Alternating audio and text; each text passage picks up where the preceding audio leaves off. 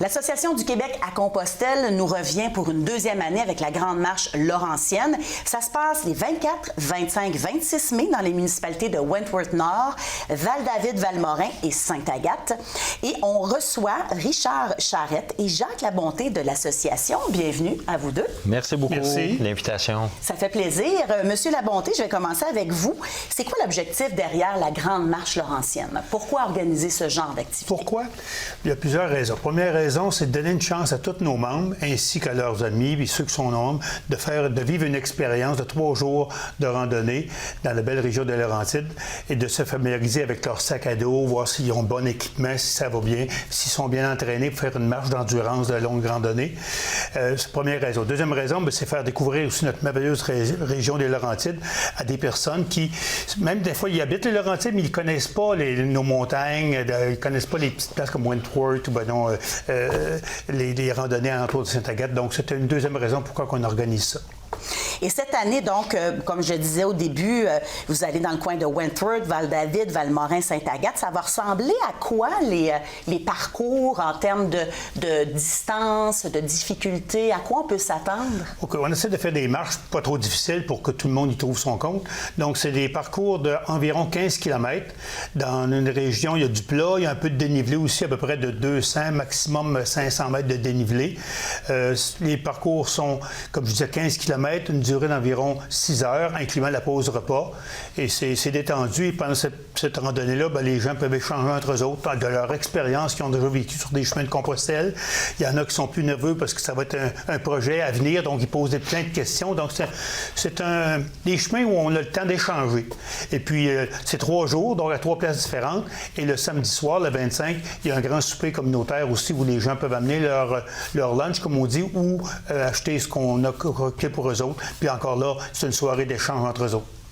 Est-ce qu'on peut aller quand même marcher, même si on n'a pas l'intention de faire les chemins de Compostelle, juste comme pour le plaisir?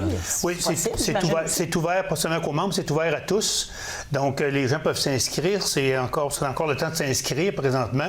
Et pour le plaisir, juste de marcher, il n'y a pas de problème. Il n'y a pas de distinction. Il y a une priorité qui est donnée aux membres, en règle, mais quand il reste de la place, tout le monde est le bienvenu. Comment est-ce qu'on peut se préparer adéquatement pour ces marches-là, parce que c'est quand même une bonne distance. Qu'est-ce que vous recommandez? Bien, recommander, c'est sûr, ça dépend des activités des gens, mais habituellement, les gens qui viennent à ces marches-là ont déjà une expérience d'avoir marché des 7, 8, 10 km. Mais c'est souvent, ils l'ont fait une journée. Dans la semaine-là, il va y avoir 3 jours consécutifs. Donc, ils vont pouvoir évaluer si leur préparation qu'ils ont fait est adéquate pour une longue randonnée, voir aussi si leur sac à dos, leurs chaussures, leur équipement est bien ajusté à leur morphologie. Et puis là, on a des bénévoles, nous, qui sont là pour les aider pour certains ajustements. J'ai une douzaine de bénévoles qui sont actifs pour ces marches-là. Et au cours de l'année, pendant les 12 mois, on organise des marches 2 fois par semaine. Tous les mardis et les samedis, il y a des marches qui sont annoncées sur notre site web. Donc, les gens peuvent venir aussi pour commencer à se préparer. Monsieur Charette, l'association, justement, veut aider les gens en vue d'un pèlerinage à Saint-Jacques-de-Compostelle. Pour ceux qui ne connaissent pas ça, c'est plusieurs parcours, hein? C'est les chemins de Compostelle. Oui, c'est ça. Il y a 80 000 km de chemins en Europe. Il y en a en Italie, en Suisse, en Allemagne. Ceux dont on parle le plus souvent, c'est Espagne, Portugal et France. Et là, on en a quelques-uns, là. C'est des chemins comme le Français, le Norté. Il y a des niveaux de difficulté qui sont différents d'un chemin à l'autre. Fait qu'il y a des chemins qui sont plus courts. On peut parler d'une centaine de kilomètres à 900 000 kilomètres par chemin. Les gens peuvent le faire en portions ou le faire au complet. Parce qu'un chemin, par exemple, de 800 kilomètres peut durer à peu près 5 semaines, dépendamment de la vitesse de marche. Fait que c'est très, très varié et c'est une expérience inoubliable, Compostelle. On devient addict quand on marche sur les chemins. Tous ceux qui y vont, écoutez, il y a 9 personnes sur 10 qui vont faire un chemin de Compostelle et qui ont décidé d'y retourner.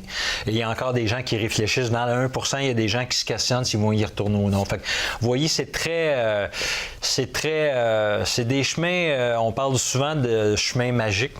Ouais, pourquoi c'est magique comme ça? C'est magique parce que on a du temps. Les gens partent les motivations sont différentes.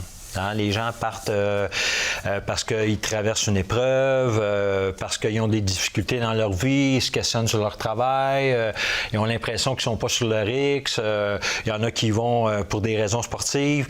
Et quand on revient de Compostelle, et moi je dirais, quand on part, je recommande aux gens de partir au moins pour 2 semaines minimum. C'est là que le chemin commence à faire son effet après 2 semaines, parce que les 2 premières semaines sont un petit peu plus physiques. Hein? Le corps s'adapte, on marche avec un sac à dos qui peut varier. Pour les femmes, surtout, on parle de 7-8 kilos, pour les hommes, à peu près 10 kilos. Fait qu'on traîne notre petite maison sur le dos. Et quand on a marché, là, plus on marche longtemps, plus on sent que le chemin fait son effet, autant émotivement que spirituellement. On parle souvent de 3 périodes, 3 phases. La première est plus physique. La deuxième est plus émotive. On ressasse un peu notre passé. On réfléchit à des choses dont on regrette ou des choses, des personnes avec qui on était ou un travail mal choisi. Et la dernière phase, c'est une phase plus de calme et de sérénité. Alors, quand on rencontre plein de monde, on se fait des amis sur le chemin en peu de temps, on retrouve une humanité qu'on a un peu perdue dans l'époque où on est présentement. Beaucoup d'entraide, de générosité, d'ouverture à l'autre. On se fait des amis après 3-4 jours, des gens de qui on est très près. J'ai encore des gens que je fréquente, moi,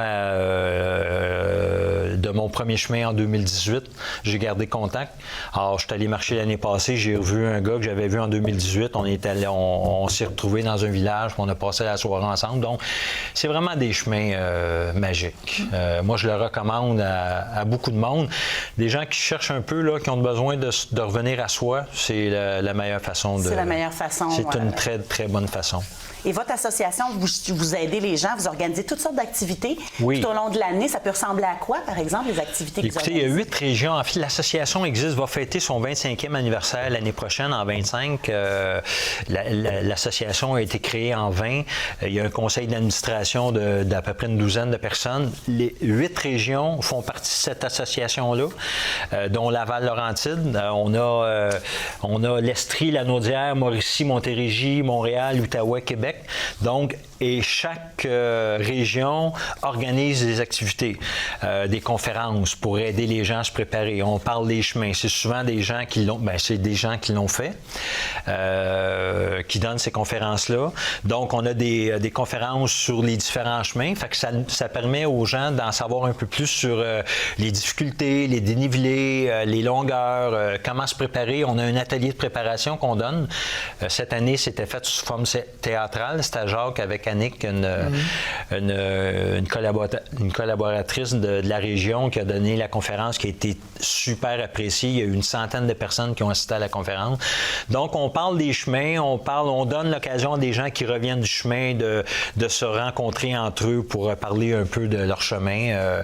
Parce qu'il y a souvent, excusez l'expression, il y a un clash qui se fait quand on vient de Compostelle parce qu'on veut tout le temps en parler.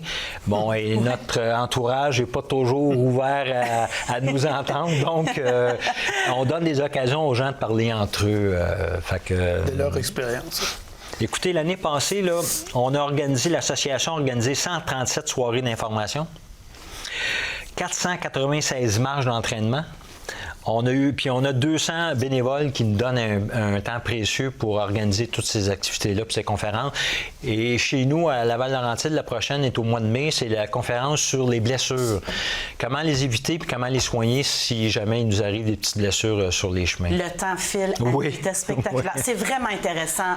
Merci beaucoup d'être venu nous voir. Ça donne le goût. Puis le site, vous avez un site Internet, juste rapidement, c'est quoi l'adresse? L'Association du Québec à Compostelle. Faites la recherche, vous allez trouver le site. Toutes les informations vont être là. Toutes les informations sont là. On vous souhaite une belle marche. Merci beaucoup de l'invitation. Merci, c'est apprécié.